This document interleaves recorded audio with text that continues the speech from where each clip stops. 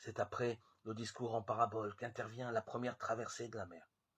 Elle se produit sur l'initiative de Jésus, qui emmène ses disciples dans la mer. Il leur dit en ce jour-là, le soir venu, « Passons de l'autre côté ». Marc 4, 35. Suit alors quelque chose qui ressemble d'abord à un simple récit de délivrance. Au cours de la traversée, une terrible tempête se lève. Sous les coups de boutoir du vent et des vagues, l'embarcation menace de chavirer. Mais sur l'intervention de ses disciples, Jésus calme les éléments.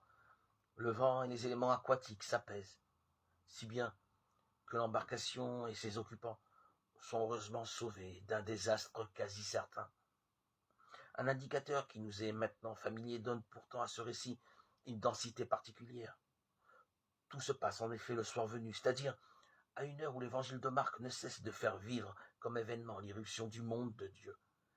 C'est effectivement ce que fait la narration, ici aussi, quand Jésus rabroue le vent et dit à la mer « Tais-toi, sois muselé » Marc 4, 39.